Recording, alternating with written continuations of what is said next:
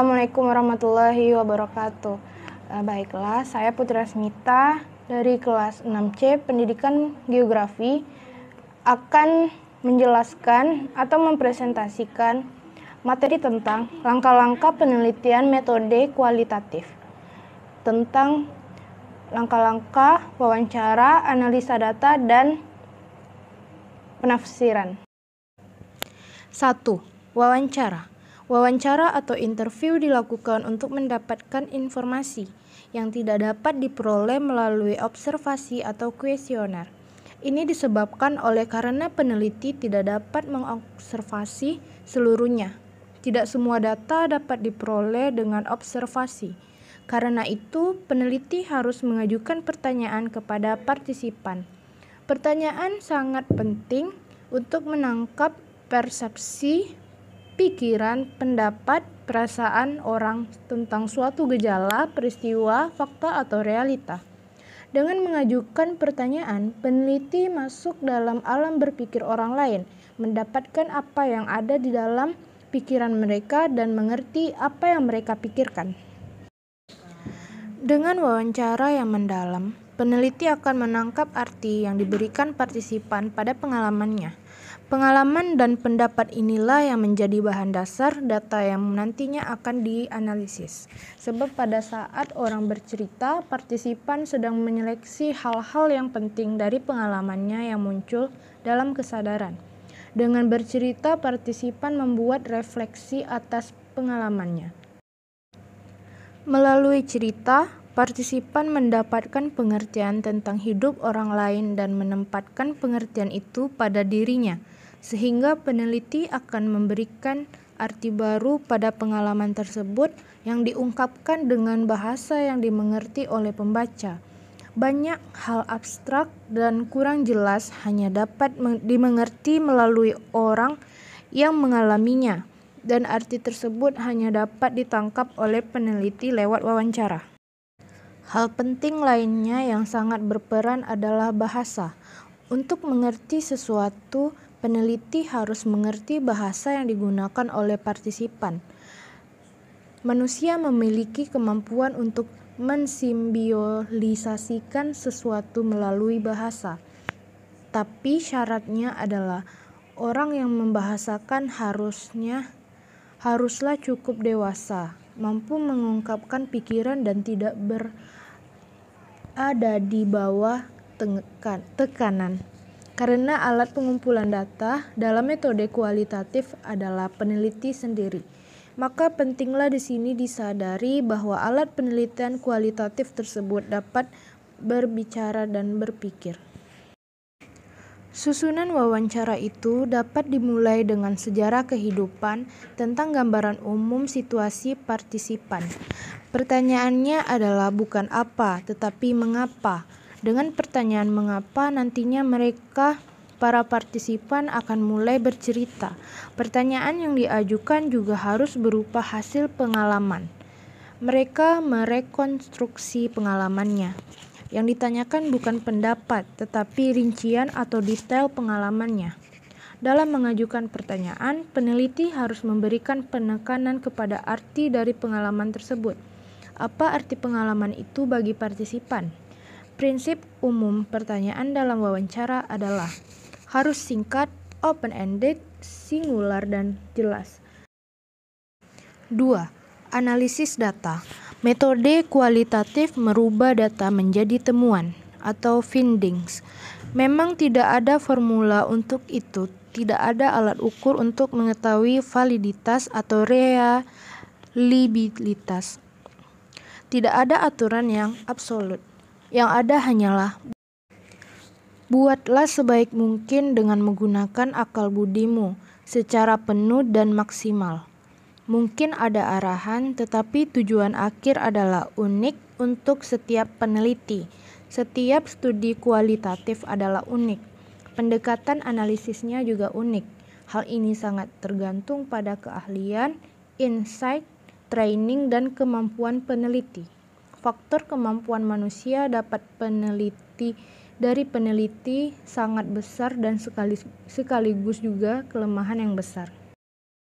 Analisis berarti mengelola data, mengorganisir data, memecahkannya dalam unit-unit yang lebih kecil, mencari pola dan tema-tema yang sama. Analisis dan penafsiran selalu berjalan seiring. Tantangan bagi analisis kualitatif adalah bagaimana memberikan arti pada data yang banyak. Data dapat dianalisis dengan langkah-langkah sebagai berikut. Membaca berkali-kali data yang diperoleh sambil mengurangi informasi tumpang tindih atau berulang-ulang. Kemudian melihat signifikansi atau pentingnya data yang diperoleh. Kemudian mengklasifikasi atau mengcoding data yang memiliki kemiripan atau kecocokan dengan data lain. Dan terakhir mencari pola atau tema yang mengikat pemikiran yang satu dengan satu lainnya. Kelima, yaitu mengkonstruksikan framework untuk mendapatkan esensi dari apa yang hendak disampaikan oleh data tersebut. Berikut adalah bagaimana proses analisis dalam proses model pengkodean.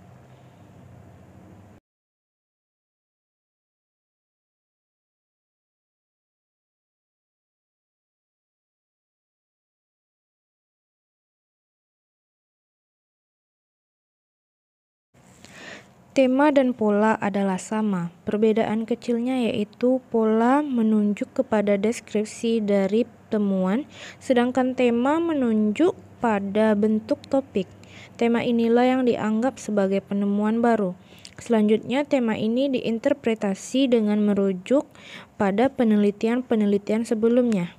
Tema ini menjadi dasar untuk refleksi peneliti. 3. Penafsiran.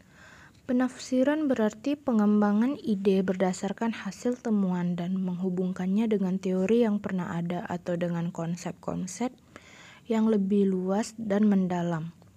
Penafsiran dilakukan sesudah tersedia, sudah lengkap dan jelas, karena hanya dengan demikian penafsiran dapat dibuat. Penafsiran juga berarti mencari dan menemukan hal baru, unik atau signifikan. Pertanyaan pendukung untuk melihat signifikansi hasil adalah, apakah yang baru atau unik dari hasil penelitian ini? Apakah kontribusi hasil temuan ini untuk ilmu pengetahuan, atau apakah manfaat khusus dari hasil penelitian ini?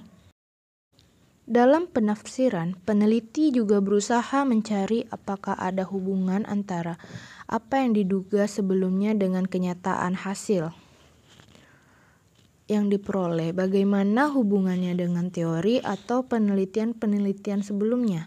Apakah kekhususan hasil temuan tersebut bila dikonfrontasikan dengan pandangan, teori atau konsep yang berbeda lainnya? Ada berapa tujuan atau jenis penafsiran?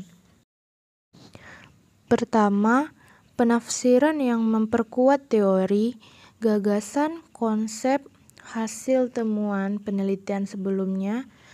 Kedua, penafsiran yang memperjelas teori, gagasan, konsep, pandangan atau hasil penelitian sebelumnya yang belum jelas. Yang ketiga, penafsiran yang bertujuan memperjelas apa yang tersembunyi. Penafsiran akan mengungkapkan apa yang diperoleh atau yang dipelajari. Jadi, arti yang ditemukan dalam penelitian dibangun melalui penafsiran. Arti tersebut bisa dalam bentuk tema atau pola atau konsep. Karena itu, tema, pola, dan konsep tersebut disebut statement of the meaning. Di kemudian hari, para ilmuwan lain akan mengkonfirmasi hasil temuan penelitian ini. Dalam metode kualitatif, penafsiran dan analisis berjalan sejajar. Itu berarti bahwa pada waktu peneliti menganalisis data, pada saat yang sama dia sedang menafsirkannya juga. Bahkan menurut beberapa ahli, penafsiran sudah dimulai sejak awal data dikumpulkan. Jadi, penafsiran sebenarnya tidak dibuat di akhir penelitian. Beberapa usulan dalam membuat penafsiran. Pertama, lihat dan baca kembali ringkasan hasil rekaman berkali-kali dan berusaha menangkap makna yang disampaikan. Sesudah itu, konfrontasikan makna hasil ringkasan dengan konsep atau teori yang terdapat dalam buku-buku dan jurnal ilmiah yang berbicara tentang topik yang sama. Selanjutnya, identifikasi perbedaan dan persamaannya. Identifikasi pula apa yang kurang dalam penelitian-penelitian sebelumnya dan temukan kelebihan dari penelitian yang sedang dijalankan. Beri penilaian juga terhadap tempat, konteks, situasi, subjek yang terlibat dalam penelitian tersebut, dan perbedaannya dengan penelitian sebelumnya. Peneliti harus membuat pertanyaan refleksif tentang peranannya dalam penelitian, khususnya tentang seberapa jauh faktor subjektifnya berperan. Pertanyaan refleksif lainnya adalah apa dampak penelitian saya untuk kehidupan praktis? Apakah penelitian ini dapat diterapkan dalam kehidupan sehari-hari? Dapat pengembangan ilmu dalam usaha memperbaiki situasi lembaga, dalam usaha memperbaiki hubungan antar manusia? Apakah ada gagasan, pencerahan atau ide baru dari hasil penelitian ini? Apakah hasil penelitian ini menjawab masalah masa kini? Apakah penelitian ini dapat dibaca, layak dibaca, dimengerti atau berguna bagi pembaca? Adakah ide atau gagasan baru yang punya dampak besar?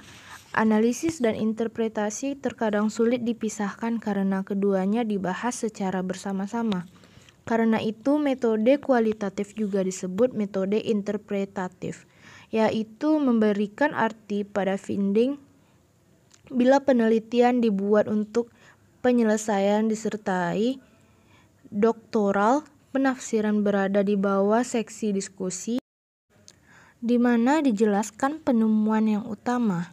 Penafsiran dalam metode kualitatif kedudukannya sangat penting, sehingga juga sering disebut sebagai pusat atau inti dari metode ini. Sekian penjelasan dari saya mengenai materi langkah-langkah penelitian metode kualitatif. Mohon maaf atas kesalahan dalam penyampaian materi. Assalamualaikum warahmatullahi wabarakatuh.